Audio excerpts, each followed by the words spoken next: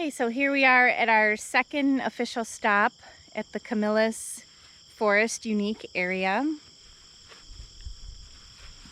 And here you can see I've walked uphill quite a bit through some open fields. We crossed over the intermittent stream that's currently dry, and currently we're just looking across the landscape at Camillus and beyond.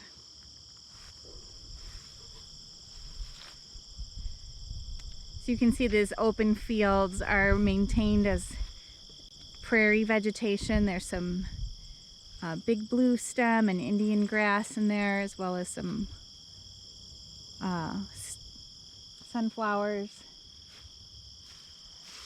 We also walked past some fields where tree seedlings had established, and we're in the process of succeeding to forest. So here is kind of a living laboratory where you can view these floristic patterns of initial floristics and relay floristics that we discussed last week.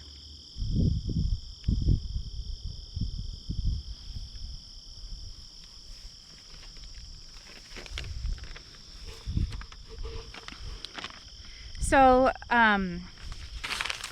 Camillus, a little bit on the history. This area in central New York was settled by Algonquins by about 1000 AD, 1000 years AD. And the Algonquins dominated this area for about 300 years. After that, it was invaded by the Iroquois, which is a confederation of tribes, by 1300 AD. And this League of Nations, 5 nations, preserved sort of this delicate balance between central authority and tribal autonomy, local tribal autonomy, that our current American government mimics today, with a strong central government but local authority in the states.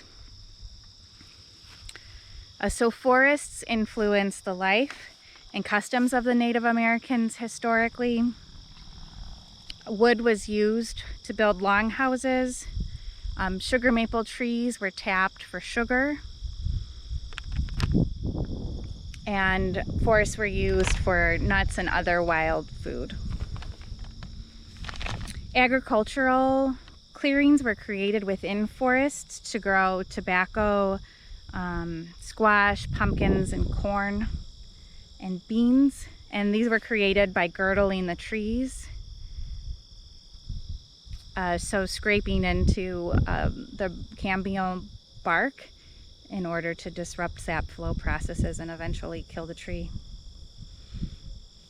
And early settlers observed these patterns, and that greatly influenced them, from influencing their methods of agriculture and tree clearance. Land was surrendered by the Iroquois following the Revolutionary War, and lands were also just often distributed to war veterans, and 600-acre lots. And Camillus Forest Unique area represents one of these lots in the Onondaga Military Tract. As agriculture expanded, markets grew for local wool and grain, especially after the Erie Canal was constructed. And settlers began clearing the forests by hand with oxen fires.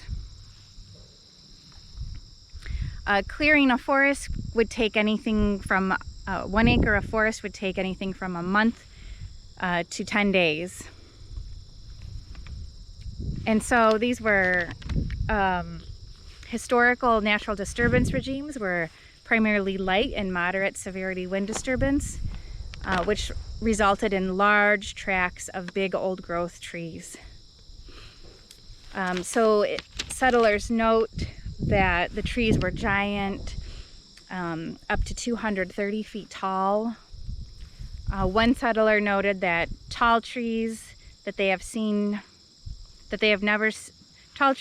never seen before, waving their high heads over us, and they often feared that they would be crushed by these trees falling on them.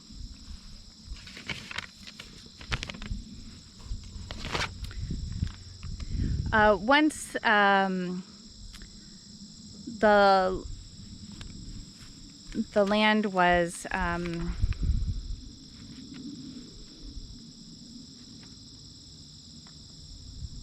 surrendered, it was distributed, and it's been since owned by several people. The first owners were Sarah and John Vacher in 1796, and then it traded hands to James Parker in 1808, Nathan Hopkins in 1810, and it stayed in the Hopkins family until 1915, so quite a long time. And the Hopkins are very notable people in this area. Nathan and his brother Samuel Hopkins were members of the New York State Militia and considered Revolutionary War soldiers. So that's how they came to own this land. And Margaret Amos acquired the property in 1915. And after that, it was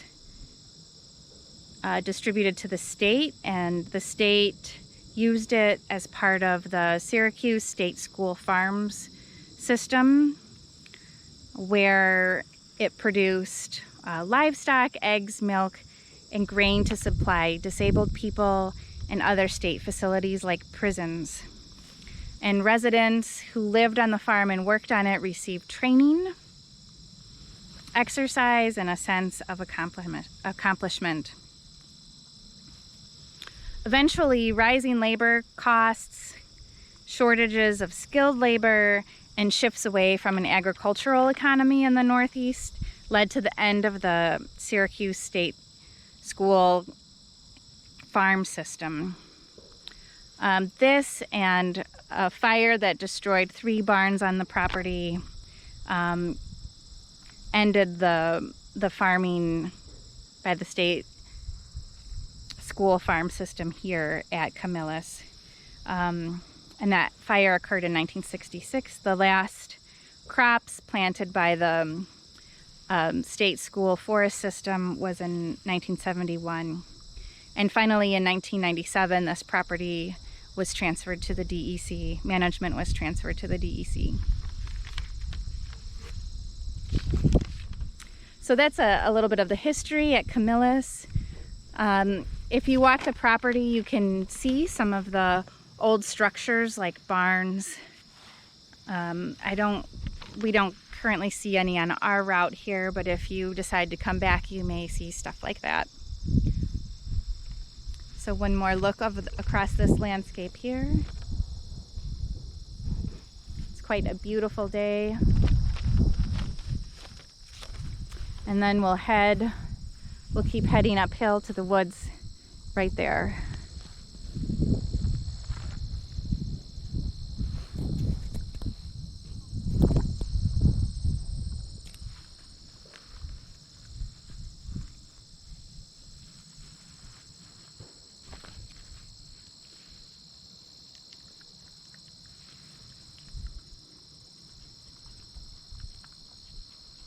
Hi.